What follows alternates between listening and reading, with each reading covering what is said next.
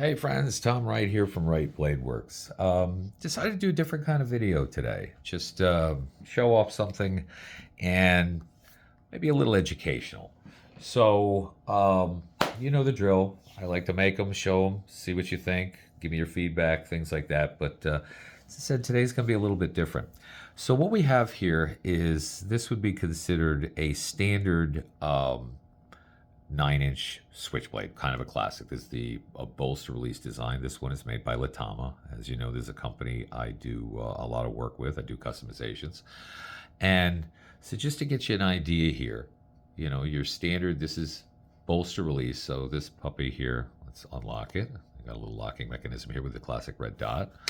We open this up. This is a bayonet grind. And so what you have here, just your standard construction. Brass liners. This one has very, very dark, almost like black horn handles. You can see there. You can see here it's not what you would consider like select handles per se. They're very good quality, but you know, this is just your basic model. Flattened button. As you see, you unlock it here by rotating the little bolster. Well-made knife.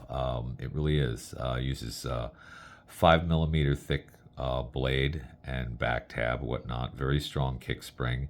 Overall, very, very well made. But I mean, there's certain things, you know, you can see some of the things like the fit and finish is, you know, this is not what you'd consider your super high-end knife. You know, not like some of the custom manufacturers that are out there that are going to do certain things. There's certain things, I guess, that, you know, if you're a real collector, that are left to be desired, I guess, for lack of a better term. But it is a very, very good knife. No question about it. Locks up super solid, and it's well made. It really is. But then what you do is you compare it now. This is what would be considered a custom version. This is one of the ones I just finished. I actually finished this last night.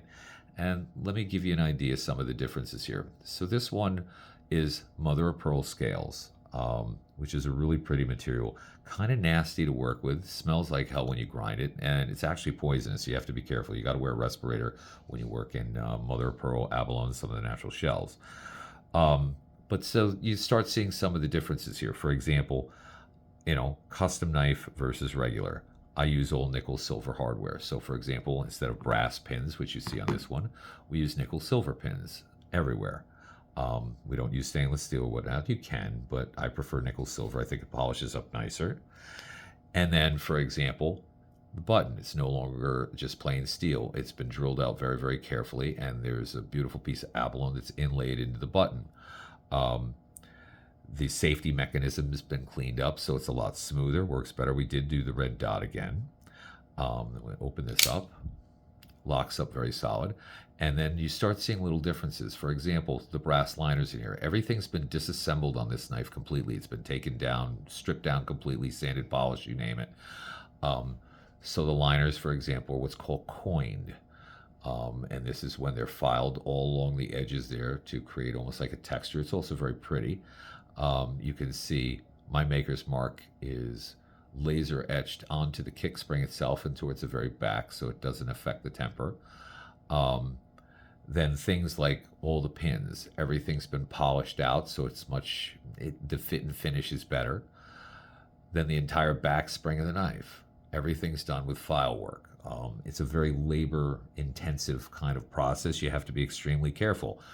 You can't really put metal back, so if you screw up, you're done. You either got to replace the part, or you're gonna have to change the pattern, do something else. So, you know, it's the kind of thing that takes a few hours to do. It's kind of a mess. Then this one, we also have a custom, let me do this here so you can see it better. There's a custom back tab on this. This one is like a skull head with snake entwined through it, which is pretty cool. So you don't have you can't see the hole anymore. That's kind of covered up there. The file work goes right up the spine there. And I mean, overall, you end up with a much, much nicer knife, basically, you know, a collector's piece. You know, little things that we do, for example, tapering down the scales so they blend into the bolsters better, so it gives it a smoother feel. Everything is polished up. You make sure there's no play whatsoever in the blade when you redo it. And people say, well, is that much of a big deal? I mean, just to give you an idea, to take a knife from, say, this point and to turn it into something like this, on average, you're probably looking at somewhere, maybe 8 to 10 hours of work by hand. So, it is a big deal. And the collectors appreciate that. And, for future purposes, if somebody was going to resell it, it's a much more valuable knife. There's no question. But, the purpose is just to give you an idea because, some people say, well, are customs worth it? And I mean, that's debatable. If it was going to be a knife you carry and use every day for whatever reason, opening boxes, things like that, as a general rule, switchblades they don't tend to be very great cutters because of the geometry of the blade. But, this is something you could carry every day. You put it in your pocket, use for whatever. If it gets beaten up a little bit, not a big deal.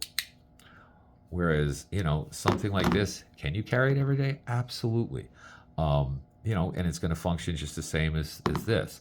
But it's a much more beautiful piece. A lot of times, this is the kind of thing somebody puts in a display case, or, they maybe have a stand at home, something like that. It's just something that's far more special. And it is, it's substantially more expensive.